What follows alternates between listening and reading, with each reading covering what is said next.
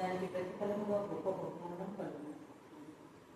ధైర్యంగా ఉంది లైఫ్, ముఖ్యంగా బ్రతికి ధైర్యమే వచ్చేది. ఎప్పుడు దేనికి ఫీల్డ్ ఏ విషయాన్ని నువ్వు ఏడవద్దు, కురుగకూడదు. ఇది నాకు దేవుడు ఇచ్చినప్పుడు నేను అన్నీ తండ్రి ఎక్కువ లేదు నాన్న చనిపోయినప్పుడు నేను ఇచ్చినప్పుడు దేవుడు ఇచ్చినాను. అట్లనే కాకుండా దేవుడు నాన్న నేను రిటైర్డ్ అయ్యేందుకు బ్రతకాలి అన్నా. బ్రతకని అవసరం నాన్న దగ్గర ఎవరు తీసుకున్నాను. దానికి అన్నీ చేశాను. క్యాన్సర్ విషయంలో ఎవరు ఎమ్మెల్యే ఎంపీ కానీ ఎవరి దగ్గర కానీ నాన్న పోయి డేట్ చేసింది. అట్లా రిటైర్డ్ అయినాక 2 సంవత్సరాలు వెళ్ళిపోయాను. నేను తీసుకున్న VRS 12,000 అనుకుంటున్నాను. కాబట్టి నీ ప్రార్థన కూడా దేవుడు పట్టించండి. ధైర్యం ఇచ్చినట్టు దేవుడు నువ్వు ఏదనుకుంటే అది ఖచ్చితంగా చేస్తాను. నేను ఇక్కడ ఇంత చేస్తానని అనుకోలే. చిన్న పొట్టంలో జాగ్రత్తగా నాకు తోట ఇష్టము, చుట్టూ నువ్వు తోట ఉండాలని చెప్పినావు కదా. నువ్వు 4 వైపులా కొంచెం ప్లేస్ ఉంది, చిన్న పొట్టం చాలు. నేను ఆమె ప్లాన్ చేసి ఒక 5 మందికి నేను వాకింగ్ ఇచ్చేసాను అనుకున్నాను. కానీ 5 రాదు, కానీ 1000 మందికి దేవుడు చెప్పేట్టుగా దేవుడు చూస్తాను. నేను ఒక చిన్న పొట్టం అంటే ఇంత పెద్ద ఇక్కడ నేను అనుకోలే. అట్లా నీకు ఇస్తాను. అట్లా నీకు మాత్రమే కాదు, ఇక్కడికి ఎవరు వచ్చి ప్రేమ చేసుకొని పెడతారో వాళ్ళందరికీ అబద్ధం ఉంటుంది. చెప్పినా నేను ఏసయ్య నువ్వు 12 మందికి సమానంగా 12 మంది వచ్చినాను. సరే ఇక కొంచెం అంత అవిశ్వాసంగా వచ్చినా ఏసారి వచ్చినా కూడా వాళ్ళని క్షమించి మీరు చేయండి. ఇంకా అది ఇక్కడికి వచ్చిన వాళ్ళకందరికీ అదే గవర్నమెంట్ ఉద్యోగం ఉంటుంది, సొంత ఇల్లు ఉంటుంది, ఆత్మల భాగం ఉంటుంది, ప్రార్థన తింటాడు. ప్రతి ఔషధం చేస్తే ఒకరిని ఆశించే ఉండదు కానీ 10 మందికి పెట్టేది. అదే ఇప్పుడు నేను ఇది తీసుకెట్టినాను కదా, తీసుకెట్టిన ఒక అర్థం అయితే సునీల్ అని CA అనమాట. చిన్నప్పటి నుంచి ఇక్కడ ఇక్కడికి అన్నిట్లో ఉద్యోగం దానికి అంతా ట్రైన్ చేసినప్పుడు CA నాకు 5,000 నాకు 2 తీసుకునేది. సుప్రియ ఫస్ట్ 2 సార్లు చూస్తున్నా బాబా లిఫ్ట్ చేయాలి. మళ్ళీ తర్వాత పంపి చేస్తున్నారు. నేను ఎందుకు 2 సార్లు చేస్తున్నారు చూద్దామంటే సుప్రియ అట్లా అట్లా ఏది కానీ నేను తక్కువ చేయండి. అర్థమైందా? వెంటనే వాళ్ళంటే మేబీ గేమ్స్ పెట్టినాను నాన్న, గేమ్స్ కోసం ఇస్తాను. అది కూడా అభివృద్ధి తీసుకొచ్చింది. నేను ఏదైనా తెచ్చినానుకో వెంటనే 20 దాకా ఒక నీకు పంపించానుకో మళ్ళీ పోనా దాని తెస్తున్నా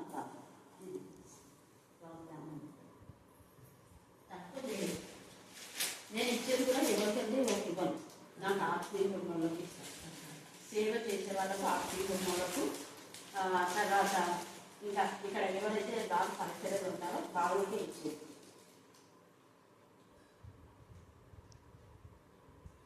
ఓకేనా? ప్రేమ కలుగుతావా మీకు వందాన్ని స్తోత్రం చెల్లించుకొని వాగ్దానం స్వతంత్రించుకొని పాలు తేనెలు గ్రహించే దేశంలో అభివృద్ధి సమృద్ధి అయిన దేశంలో ముఖ్యంగా బెస్ట్ విషయంలో ఎంత ప్రిపేర్ చేస్తున్నారు. రైతులు కూడా 2027 ఈ డిసెంబర్ వరకు కాపాడిన దేవుడు ఇక్కడ ఎన్నో ఆడిపట్ల మధ్య సంతోషాన్ని సమాధానం ఇచ్చాను. ముఖ్యంగా క్లాస్లో వాళ్ళ ప్రతి స్టూడెంట్కి నాకు 100% ఇచ్చినారు. వాగ్దానం నేను నెరవేర్చుకున్నాను. 2026లో కూడా ఇంకా మీకు మంచి ఖ్యాతిని కనసు, నాకు మంచి పేరుని మీరు దయచేసి, ధైర్యం దయచేసి, పూర్ణ ఆరోగ్యం, పూర్ణ బలం, పూర్ణ శక్తి దయచుకొని ఏ స్నానంలో ప్రార్థిస్తున్నాం తండ్రి. ఆమేన్ ఆమేన్ ఆమేన్.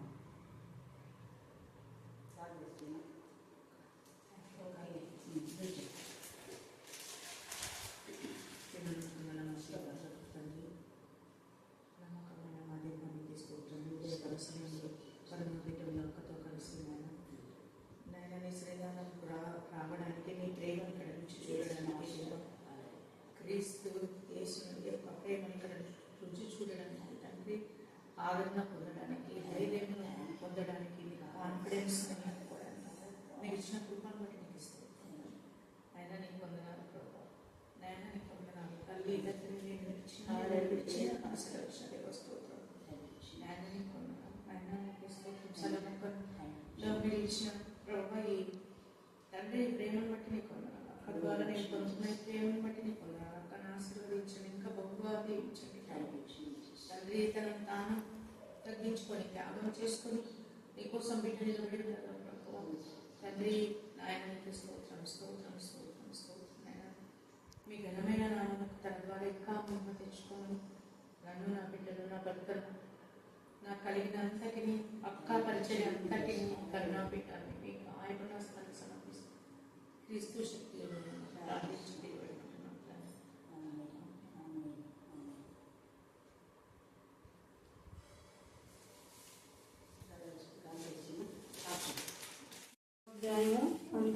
చివరి వరకు చదువుకున్నాం.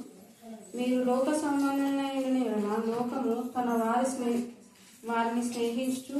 అయితే మీరు లోక సంబంధులు కాదు, నేను మిమ్మల్ని లోకంలో నుండి ఏర్పరచుకొంటిని. అందుచేతనే లోకము మిమ్మల్ని ద్వేషించుచున్నది. దాసుడు తన యజమానుని కంటే గొప్పవాడు కాడని నేను మీతో చెప్పిన మాట జ్ఞాపకం చేసుకుని. లోకులు నన్ను హింసించిన ఎడల మిమ్మల్ని కూడా హింసిస్తురు. నా మాట గైకొనిన ఎడల మీ మాట కూడా గైకొందురు. అయితే వారు నన్ను పంపిన దానిని ఎరుగురు కనుక నా నామమున నిమిత్తము వీటన్నిటినీ మీకు చేయుదురు. నేను వచ్చి వారికి బోధింపకూడిన ఎడల వారికి పాపం లేకపోవును. ఇప్పుడైతే వారి పాపమునకు విషలేదు. నన్ను ద్వేషించువాడు నా తండ్రిని కూడా ద్వేషించుకునేవాడు.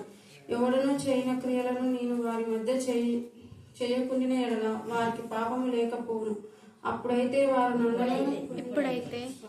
ఇప్పుడైతే వారు నన్ను నా తండ్రిని చూసి ద్వేషించుతున్నారు. అయితే నన్ను నిర్హేతుకంగా ద్వేషించిది. వారి ధర్మశాస్త్రంలో వ్రాయబడిన వాక్యం నెరవేరినట్లు ఇలాగ జరిగను.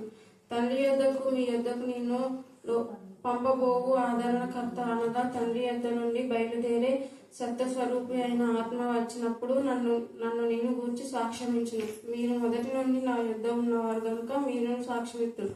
దేవుడి పరిశుద్ధ వాక్యాన్ని దీవించి ఆశీర్వదించుగాక. ఆమేన్. ఆమేన్. ప్రశస్తమైన మీ సన్నిధానములకు వధింపబడిన గొర్రెపిల్ల రక్తాన్ని బట్టి ఎంత స్తుతించాలో తక్కువే ప్రభా. మీరు మా ప్రభ నా తండ్రి మధ్యలో మాతో నివాసం చేయడానికి అనేక కార్యాలు చేయడం కోసమే ఎవరు ప్రపంచంలో చేయని క్రియలు మీరు చేశారు. దేవా మీకే స్తోత్రం, మీకే స్తోత్రం, మీకే స్తోత్రం, మీకే స్తోత్రం, మీకే స్తోత్రం. మీ కార్పణాస్తం మీ ముఖకాంతి మా పైన ప్రకాశింపచేసిన దేవా స్తోత్రం. పిల్లలు ఎంతగానో ఉత్సాహంతో వారు నేర్చుకున్న లేఖన భాగాలు బట్టి ఖండిత వాక్యాలను బట్టి తండ్రి మీకు ఎంత స్తుతించా కూడా తక్కువే. అనేక మంది పిల్లలు మా దేవ ఆడుతూ పాడుతూ సమయాన్ని వృధా చేస్తున్నారు తండ్రి. కానీ మీరైతే నా ప్రభా నీ వాక్యంలో ఎదుగుతున్నారు. మీరు నీకు ఎంత ఇష్టమో దేవా మీరు జీవిత పరింతలకు ఇలాగే కాపాడమని ప్రార్థిస్తున్నాం.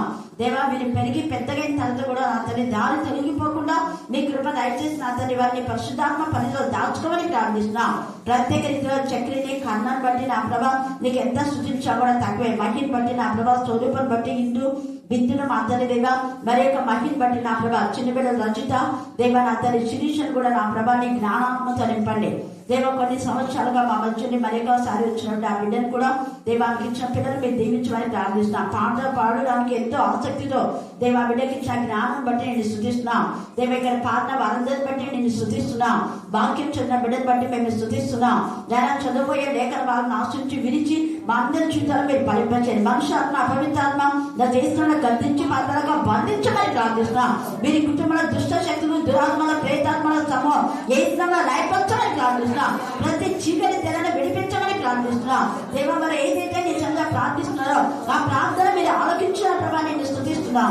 నీ కృపచొన్న ప్రతి ఒక్కరి ప్రార్థన మీరు ఆలోచించి కన్నీళ్ళే తుచ్చమని ప్రార్థిస్తున్నాం. దేవా కన్నీళ్ళే తుచ్చమని ప్రార్థిస్తున్నాం. దేవ బిడ్డలు కన్నీళ్ళు తుడుచున్న దేవా మీకే చూద్దాం. కనికరించండి, కనికరించండి, కనికరించండి, లేదా కనికరించండి, కనికరించండి, కనికరించండి, కనికరించండి, కనికరించండి.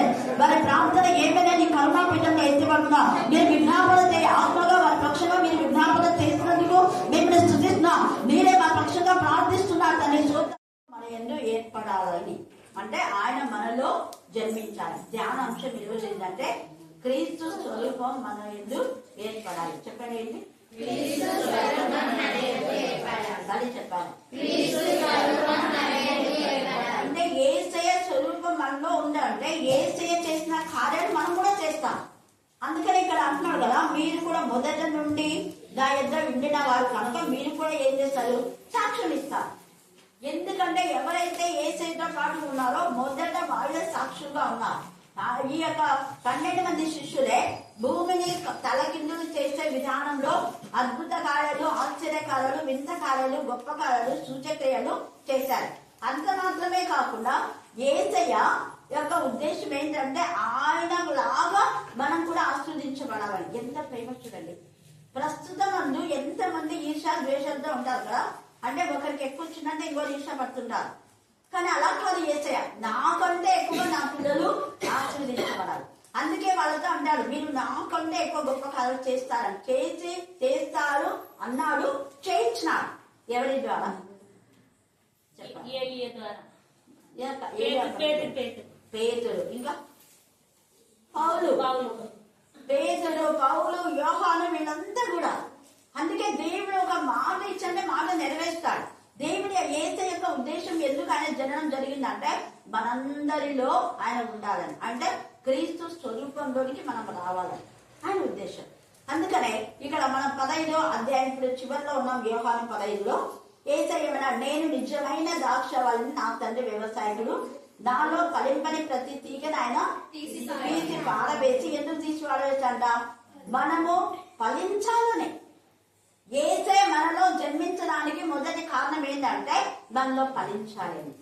మరి క్రిస్మస్ మనం ఎంతగానో సెలబ్రేషన్ చేసుకుంటున్నాం, ఎంత డబ్బులో మనం ఖర్చు చేస్తున్నాం, ఎంత టైమో మనం నెల రోజులుగా ప్రయాసపడుతున్నాం. కొంతమంది ఆటలు పాటలని రోజంతా దానికే వెచ్చిస్తున్నాం. పాటలకే రోజంతా పాటలకే వెచ్చిస్తే మరి దేవుడి వాక్యం ఎంత వింటున్నాం, ఎంత ధ్యానిస్తున్నాం? ఆట పాటలు అంటే రోజు పొద్దున్న నుంచి మళ్ళీ 5 వరకు అని పెడతారు. 5కి అయిపోకపోతే 5కి అయిపోయింది కదా అని చెప్పేసి చర్చిలో కరెక్ట్ టైం టు టైం కదా అనేసి మైకులు ఆఫ్ చేస్తే మళ్ళీ గొడవలు.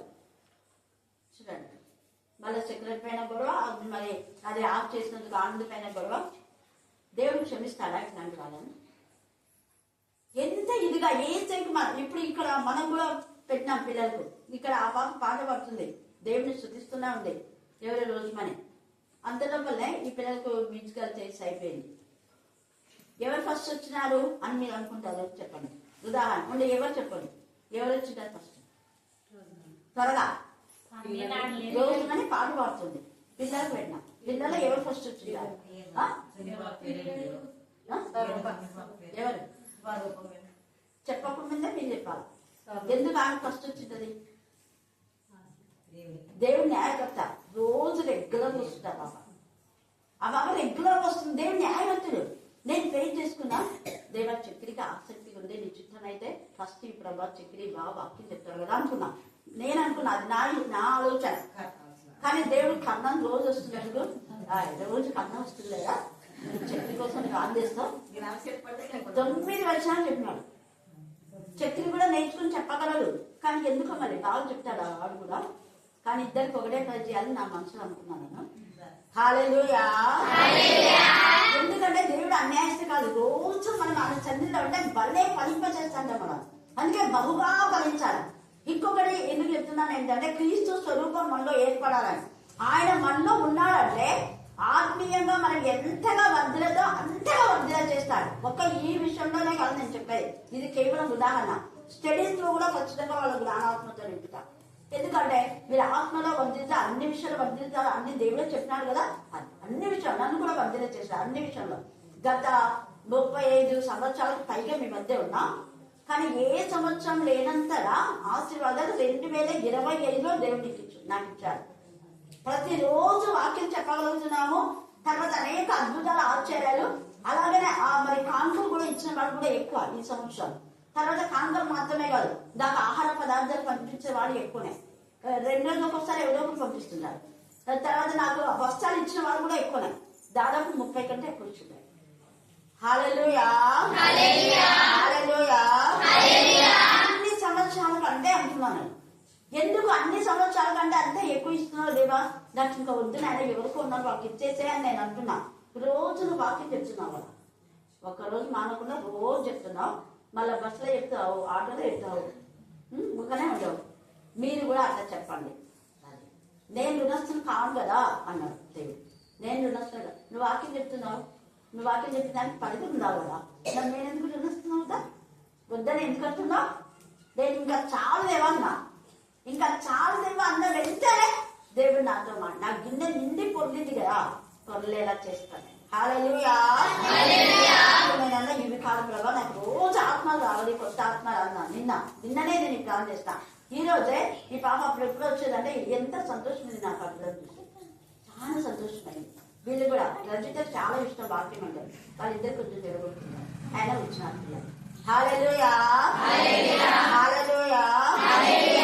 అదే రాని వాళ్ళు వస్తున్నాడు, ఎంత సంతోషం అవుతుంది తండ్రికి, అంత సంతోషం. అందుకని ఇక్కడ యేసయ్య మనలో జన్మించాలని ప్రతి ఒక్కరు అక్కడ పశ్చిమపాకలు మాత్రమే కాదు, మనందరిలో ఆయన జన్మించాలని ఇష్టపడుతున్నాడు. ఒకటి యేసయ్య యొక్క ఉద్దేశము, యేసయ్య జననానికి కారణం ఏంటంటే మనందరిలో జన్మించాలని ఆయన యొక్క ఉద్దేశం. తర్వాత జన్మించినప్పుడు ఏం జరిగింది అనేది మనం క్రిస్మస్ చెప్పుకుంటాం. ఇప్పుడే చెప్పుకోకపోతే మళ్ళీ పాస్ అయిపోతుంది. రెండవ కారణం ఏంటి అంటే ఆయన స్వరూపం మనలో ఉండాలి, ఆయన లాగా మనం ఫలించాలి. తర్వాత ఎప్పుడైతే ఆయన స్వరూపం మనలోకి వస్తుందో, ఎప్పుడైతే ఆయనలాగా మనం ఫలిస్తామో, ఆయన కంటే గొప్ప కార్యం చేసే శక్తి దేవుడు ఇస్తాడు. ఆయన కంటే చేయకపోయినా ప్రభావం చేసిన దాంట్లో 100వ వంతు 1000 వంతు చేసినా చాలా నాయన అంటున్నాయంటే. హల్లెలూయా హల్లెలూయా హల్లెలూయా. ఆయన మనలో ఫలించాలంటే ఏం ఫలించాలంటే ఇప్పుడు చెప్పుకున్నటువంటి విద్యలో, ఉద్యోగంలో, ఆర్థికతలో, ఆస్తుల్లో, అంతస్తుల్లో ఇవి కాదు, వాటిని ఇస్తాడు. కానీ వాటికంటే శ్రేష్టమైంది ఆత్మీయంగా ఫలించాలి. ఆత్మీయంగా ఫలించడం అంటే మన మొదటి కొరింథీ 13 ఉంది, ప్రేమ, సంతోషం, సమాధానం కదా, దీర్ఘశాంతం. అవన్నీ గలతీ 5:22 ఉంది. తర్వాత 13 మొదటి కొరింథీ 13 వాటన్నిటి ఉంది, 3 ఉన్నాయి. లాస్ట్ ఇవి మాత్రమే ఉంటాయంట, విశ్వాసము, నిరీక్షణ. ప్రేమ, విశ్వాసము, నిరీక్షణ. మళ్ళీ వాటిలో శ్రేష్టమైంది ఏంటంటే ప్రేమ. ఆ ప్రేమనే ఏంటి? దేవుడి ప్రేమ అంటే వాక్యమే. ఇట్లా చెప్తున్నాడు చూడు దేవుడు. ప్రేమ అంటే వాక్యమే. దేవుడు ప్రేమ ఏంటాడు? ప్రేమ అంటే వాక్యమే. వాక్యముతో మనం నింపబడాలని. అందుకే అనుదినము నా గడప ఇద్దరు చేరి, నా ద్వారబద్ధ చేరి, నా ఉపదేశం వినేవారు ఏమన్నారు? ధన్యులు కావాలని దేవుడు ఇష్టపడుతున్నాను. రండి రోజు రండి, రోజు వినండి, రోజు దాన్ని రోజు ప్రశ్నించే. అందుకే అంటున్నాను, అది యేసయ్య జననం యొక్క కారణం. తర్వాత మనము యేసయ్య యొక్క మార్గంలో మనం బహుగా ఫలించకపోతే దేవుడు బాధపడతాడు. క్రీస్తు స్వరూపం నా యందు ఏర్పడే వరకు, మీ యందు ఏర్పడే వరకు మరలా ప్రసవ వేదన అంటారు. ప్రసవ వేదన.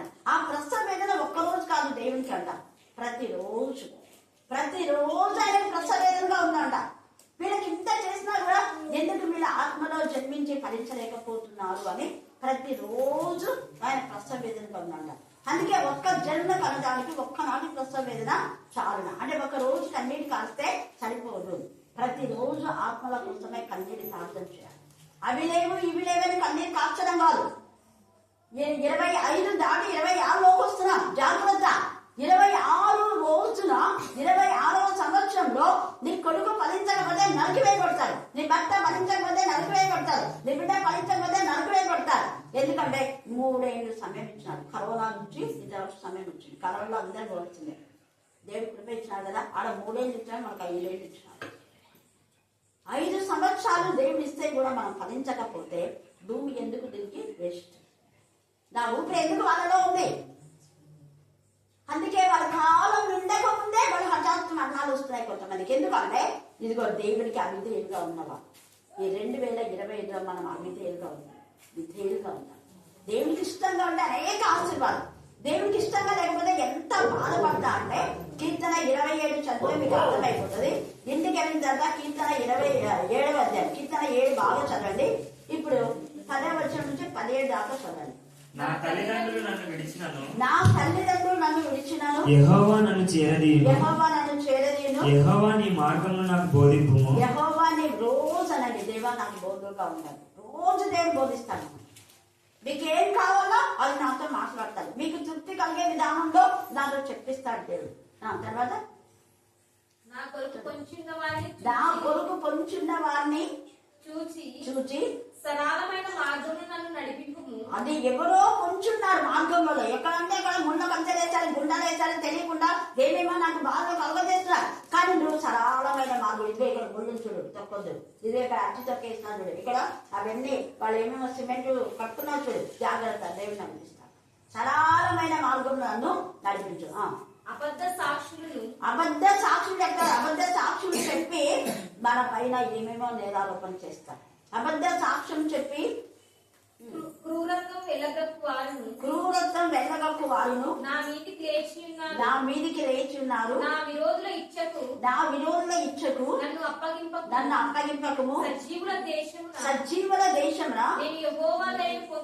నేను యెహోవా దయను పొందుదునన్న నమ్మకము నాకు లేని ఎడల నేనేమో కంటెస్ట్ ఏంటిది? నేనేమవుదును? యెహోవా కొరకు కనిపెట్టుకొని ఉండుము. యెహోవా కొరకు కనిపెట్టుకొని ఉండుము. ధైర్యం తెచ్చుకొని ధైర్యం తెచ్చుకొని నీ హృదయము నిబ్బరంగా నీ హృదయం ఈ రాత్రి కాల్సండి ఇక్కడ అందరితో చెప్తున్నాడు ధైర్యం తెచ్చుకో. భయపడుతున్నా భయపడదు. ఖచ్చితంగా మరి మాత్రం ఒక కుటుంబానికి ఏం చేస్తున్నాడు అది కూడా ఖచ్చితంగా అరుణమ్మ కుటుంబానికి చేస్తాను. ఇంకా మిగతా వాళ్ళ దేనికి భయపడుతున్నాను? భయపడదు. నిబ్బరం కలిగి ధైర్యంగా ఉండు. తర్వాత యెహోవా కొరకు కనిపెట్టుకొని యెహోవా కొరకు కనిపెట్టుకుని ఉండుము. ఉండుము. ఇంకా చదువు. యెహోవా నేను నీకు మొరపెట్టుచున్నాను. యెహోవా నేను నీకు మొరపెట్టుచున్నాను. నా ఆశ్రయ దుర్గమా, నా ఆశ్రయ దుర్గమా. మౌనంగా ఉండక నా మనవి ఆలకించు. అదే ఆయన మౌనంగా ఉండేవాడు కాదు. మౌనంగా ఉండగా ఆయన ఆలకించాడు కాబట్టి బ్రేక్ కాకుండా వాక్యం వచ్చేది జరుగుతుంది. హల్లెలూయా, హల్లెలూయా, హల్లెలూయా, హల్లెలూయా. అమ్మవారు ఎన్ని కీర్తులు పడినా, ఎన్ని పన్నాగాలు పడినా, ఎన్ని గుంటలు తవ్వినా వాళ్ళు తవ్విన గుంటలో వాళ్ళే ఏమైనారు? పడిపోయినారు. అక్కడనే ఉంది. 7వ కీర్తన చదివితే మీకు అర్థమైపోతారు. మిమ్మల్ని బాధ పెట్టిన వాళ్ళు వాళ్ళ గుంతల వాళ్ళే పడతారు. మేము పడనివ్వరు. చూసారా? తాము తలంచిన చేయడం వాళ్ళ నెత్తి మీదకే వస్తారు. ఒక్కరోజు వాక్యం ప్రకటించి కూడా చేయాలంటే దేవుడు 11 సార్లు ప్రకటించేలా చేస్తారు. అంత దోషం ఆయన. ఒక్కరు మీకు హాని చేస్తే వాళ్ళకి ఎన్ని హానిలు వస్తాయో. మీ ఉద్యోగంలో కానివ్వండి, మీ వెళ్ళే పనుల్లో కానివ్వండి, ఎవరైనా మీకు హాని. ఎందుకంటే ఈ కరుణాపీఠం ప్రతి ఒక్కరికి వేసే నామం చీలు ఉంది, వేసే రక్తం చీలుంది. దేవా మీకు ఎప్పుడై కాంక్ష చేయలేదు. ప్రతిరోజు ఉదయం రాత్రి 2 times నేను చేస్తా. కానీ దేవుడు అయితే ఏసై అయితే 24 గంటలు మీకు చేస్తున్నాను. నేను 24 గంటలు చేయటంగా ఉదయం రాత్రి మాత్రం మిమ్మల్ని జ్ఞాపకం చేసుకుంటున్నాను. కానీ ఏసై అయితే 24 గంటలు చేస్తున్నాను. ఎందుకంటే నా కరుణాపీఠం ఆయన కనికరంతో నింపబడింది కాబట్టి పిల్లల కోసం ఇక్కడ నుంచి వాళ్ళు. అందుకే కరుణాపీఠంలో వచ్చుచున్న వాళ్ళని వెళ్ళుచున్న వాళ్ళని ఆస్వాదించుతారు. వాళ్ళు పాడినా పాడకున్నా, వాళ్ళు కానుకలు ఇచ్చినా ఇవ్వకపోయినా వాళ్ళు వస్తే చాలంటే వాళ్ళు ఇచ్చినారంటే దేవుడు ఆశీర్వాదాలు ఉన్నాయి. గుర్తుపెట్టుకోండి, దేవుడు ఎంత ప్రేమ గల దేవుడు. అందుకనే ఇక్కడ 7వ కీర్తనలో అదే ఇక్కడిగా ఆ మాట రాస్తున్నారు. తర్వాత మనం చూస్తే రోమా 8వ అధ్యాయం 15 వచ్చి చదవండి. రోమా 8:15.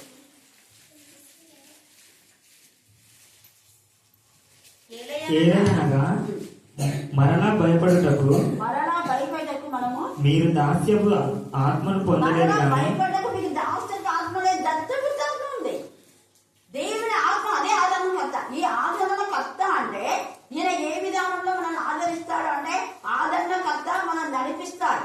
మన జీవింప చేయ ఆత్మ క్రీస్తు ఆత్మ, శుద్ధీకరించే దత్తపుత్ర ఆత్మ, విజ్ఞాపన చేయ ఆత్మ, సాక్ష్యం ఇచ్చే ఆత్మ, దైవ ఆత్మ, సమభూమి గల ప్రదేశం అంటే మనం నడిపిస్తారు. ఇది ఆదరణకర్త 7 విధాలుగా మనకు ప్రత్యేకిస్తుంది. అందుకని ఇక్కడ ఆదరణకర్తను అనగా తండ్రి యొద్ద నుండి బయలుదేరి సత్త స్వరూపేగ ఆత్మ వచ్చినప్పుడు ఆయన నన్ను గురించి ఏం చేస్తాడంట? సాక్ష్యం ఇస్తాడు. మన గురించి కూడా సాక్ష్యం ఇస్తాడు. ఇదే రోమాలో ఉంది. సాక్ష్యం ఇచ్చే ఆత్మ ఉంది రోమా 8. రోమా 8 అంతా మీరు కంటెంట్ చేస్తే చాలా విషయాల మీద అందులో దేవుడు రాసి ఉంచాడు. ఇక 28లో అంటాడు ఎన్ని మేలులు మనకు. 20 చదవండి. రోమా 8:20. దేవుని ప్రేమించు వారికి అనగా ఆయన సంకల్పం చొప్పున పిలువ. ఆయన సంకల్పం ఏంటి అంటే యేసయ్య మనలో జన్మించాలన్న సంకల్పంతోనే యేసయ్య జనం జరిగింది. అందుకని దేవుని ప్రేమించిన వారిలో యేసయ్య జన్మిస్తాడు. యేసయ్య జన్మించిన వారికి సమస్తం సమకూడి జరుగుతాయంట. చూసినాడు ఎంత బాగుంటుంది. 30 వచ్చిన చదువు. మరియు ఎవరికి ముందుగా నిర్ణయించను వారిని పిలిచెను ఎవరిని పిలిచెను వారిని నీతిమంతులుగా తీర్చాను. ఇంకా నీతిమంతులకి ఎన్ని బ్లెస్సింగ్స్. మీరు సామెతలు 10 నుంచి 12 దాకా చదువుకోండి. అధ్యాయం 10, 11, 12 ఎన్ని బ్లెస్సింగ్స్ ఉన్నాయి. పిల్లలుగా ఉన్నాయి. నీతి మంత్రుల దేవుడు ఆశ్రది. నీతి మంత్రుల ఆకలి కొనే నీతి మంత్రులు ఏ మాట పడినా మళ్ళా చేస్తారు. నీతి మంత్రుల వంశపాన్ని ఆశ్రదిస్తారు. నీతి మంత్రుల ఇంటి మీదకి ఆయన దేవుని వస్తారు. నీతి మంత్రులకు వెలుగు తేజలు ఇస్తారు. నీతి మంత్రులకు ముందు వెనక కుడి ఎడమల దేవుడు తోడుగా ఉంటాడు. నీతి మంత్రులు ఖర్జూర వృక్షం వల్ల నువ్వు వేస్తారు. ఎన్నున్నాయి చాలా. నీతి మంత్రుల ప్రార్థన బహుబలం కలుగుతాయి. దేవుడు వెంటనే వింటాడు. నీతి మంత్రులుగా మనం దేవుడి ద్వారా చేయబడుతున్నాం. మన స్వనీతి కాదు, ఇది క్రీస్తు యొక్క నీతిని మనకు ఆపాదింప చేయడం కోసమే యేసయ్య జననం. యేసయ్య జననం ఎందుకు అంటే మనలో ఆయన స్వరూపం ఏర్పడి ఆయనలాగా మనం నీతిమత్వాన్ని పొందుకోవడం కోసమే.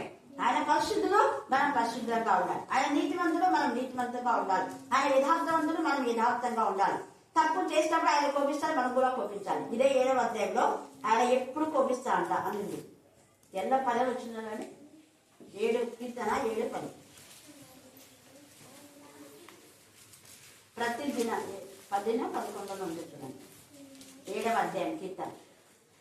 ప్రతి దినం కోపపడు దేవుడు అనేది. న్యాయమును బట్టి ఆయన న్యాయమును బట్టి ఆయన తీర్పు తీర్చును. ఆయన ప్రతి దినము ప్రతి దినం ఆయన కోపడుతున్నా అంట. ఎందుకు అన్యాయం జరుగుతున్నందుకు. వాడు కలిగింది కదా, న్యాయమును బట్టి ఆయన తీర్పు తీర్చును. మీకు ఎవరికి అన్యాయం జరిగిందో దేవుడు కోపగించి వాడు ఉగ్రత కుమ్మరింపజేస్తాడు. ఒక్క రోజు కాదు ఆయన కోపగించారు, ప్రతి దినం కోపగిస్తున్నాం.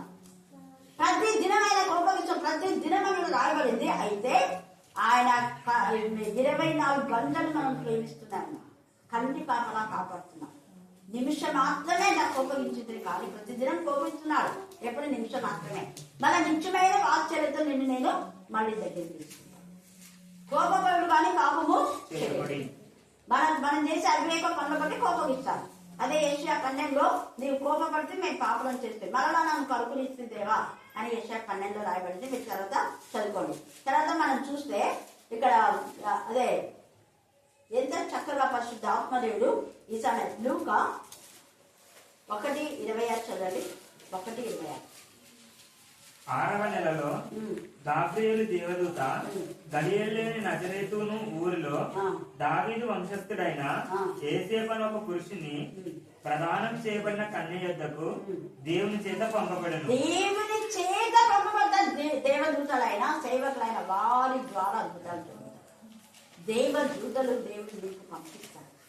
దేవుని చేత పంపబడిన వారు. తర్వాత అపోస్తుల కార్యం 11:28. అపోస్తుల కార్యం 11:28. వారిలో అగబు అని ఒకడు ఉన్నాడు. కరెక్ట్. భూలోకమంతటా గొప్ప కరువు రాబోతున్నదని ఆత్మ ద్వారా సూచించెను. అది క్లౌదియ చక్రవర్తి కాలమును సంభవించెను. అప్పుడు శిష్యులలో ప్రతి వాడు తన తన శక్తి కొలది యూదయలో కాపురమున్న సహోదరులకు సహాయం పంపుటకు నిశ్చయించుకున్నది. ఎందుకంటే ప్రవచనమే దేవుడు చెప్పాడు, ఇదో భయంకరమైన కరువు రాబోతుంది అన్న వెంటనే ఆత్మతో నింపబడిన వాళ్ళు నీతిమంతులైన వాళ్ళు వాళ్ళకి సహాయం చేస్తారు.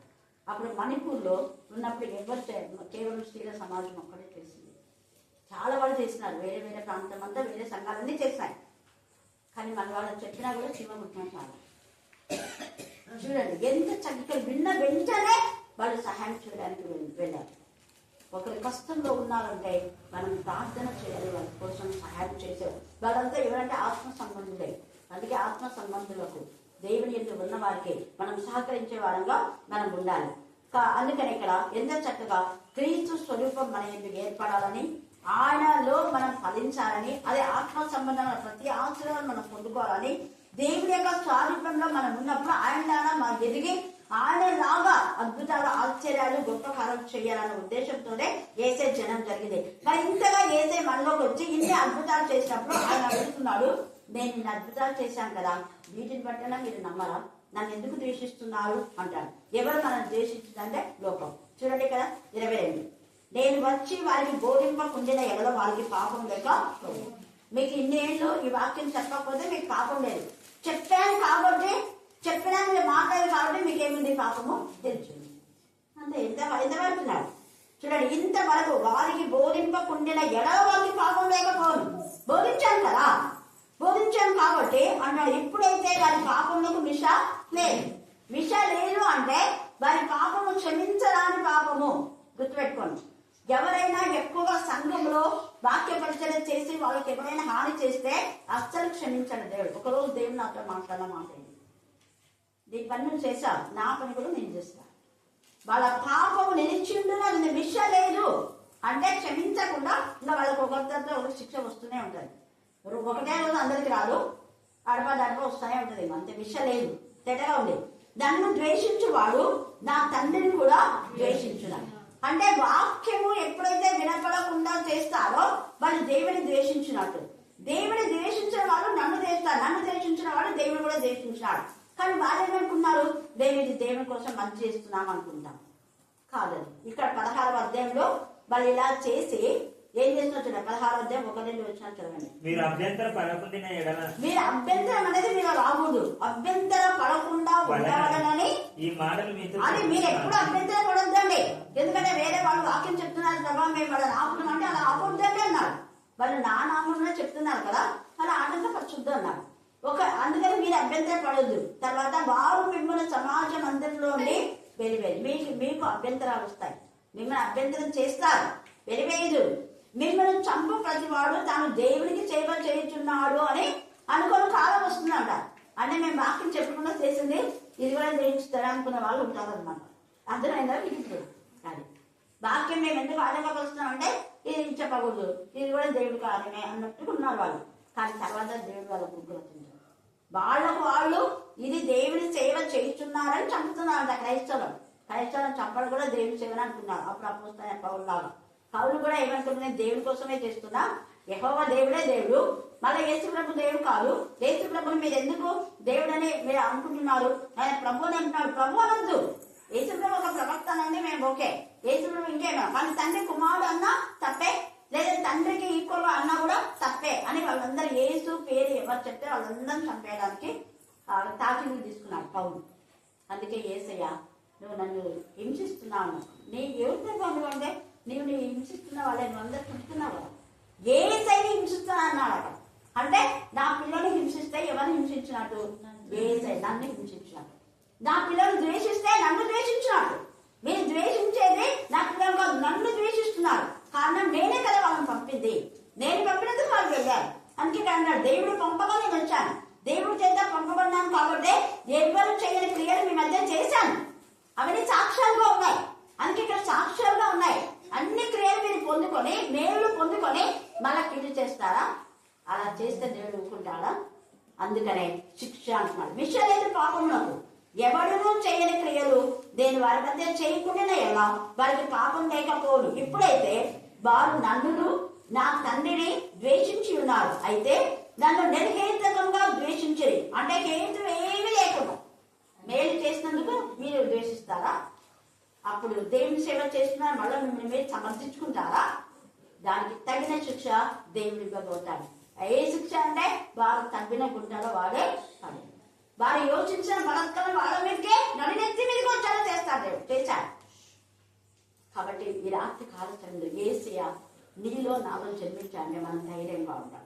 ఎవ్వరు మనకు హాని చేయాలి. దేవుడు ఈ వాక్య భాగం దీవించి ఆశీర్వదించిన దాకా ఆమేన్ ఆమేన్ ఆమేన్. ఈ సమయమందు చివరి ప్రార్థన రహేల్ మనను ప్రార్థన పరిశుద్ధుడా, మహోన్నతుడా, సర్వోన్నతుడా, సర్వ సృష్టికర్త మా పరలోకపు తండ్రి, నీ ఘనమైన శ్రేష్టమైన అపురూపమైన పరిశుద్ధమైన పవిత్రమైన నామములకి మీకే వందనాలు, స్తోత్రం తండ్రి. అవును తండ్రి, మరి నైనా గడిచిన దినమంతా మీకు కాపాడినావు దేవా, మీకే స్తోత్రం నా దేవా, నా రక్షక, మీకే వందనాలు తండ్రి. మరి తిరిగి నైనా మీ సన్నిధానం మేమందరం కూడుకుని నేను ఆత్మతో సత్యం ఆరాధించి మాకు అనుకూలత ఇచ్చినావు దేవా, మీకే స్తోత్రం తండ్రి. అవును తండ్రి, మన దేవా నువ్వు మాకు వాక్యంతో కలిగించినావు దేవా, మీకే స్తోత్రం నా దేవా. నిజం తండ్రి, మీ కోపం నన్ను దినముగా నువ్వు కోపపడుతున్నావని, మా ఏ క్రియల విషయంలో నువ్వు కోపపడుతున్నావు, దాంతో క్షమించమని ప్రార్థిస్తున్నావు దేవా, మీకు స్తోత్రం తండ్రి. మా ఏ క్రియలు మేము తెలుసుకొని నా తండ్రి మరి క్షమించమని మేము వేడుకునే జ్ఞానం తెలివి మాకు అనుగ్రహించమని ప్రార్థిస్తున్నాం దేవా, మీకే స్తోత్రం, మీకే స్తోత్రం నా దేవా. నిజం తండ్రి, నువ్వు సత్య స్వరూపివి నాయన, సర్వోన్నత సర్వ సృష్టికర్త నా దేవా, నీకు అసాధ్యమైనది ఏది లేదు నాయన, సమస్తం సాధ్యమే నాయన. మన దేవా మమ్మల్ని క్షమించాలని కూడా నాయన మేము అడగడానికి యోగులము కాదు, అయినప్పటికీ నీ యొక్క కనికరం చేత దినము అనే క్షణము మమ్మల్ని కాపాడుతున్నావు దేవా, మీకు స్తోత్రం, మీకు స్తోత్రం తండ్రి. మరి అక్క ఇంతవరకు చెప్పిన వాక్యంలోనైనా మా హృదయంలో ఫలింపచ్చే, ఇక్కడ చేసిన ప్రతి ఒక్క హృదయంలో ఫలింపచ్చే నైనా, వారికి ఉన్న అవసరతను తీర్చమని ప్రార్థిస్తున్నాం. ఇంకా అక్కని ఇంకా బలపరిచి అభివృద్ధిపరిచి ఆరోగ్యం దాయిచ్చి దేవా, మీకు స్తోత్రం. నేను మా మధ్య మా ఆత్మీయ తల్లి నుంచి అనేక వాక్యములు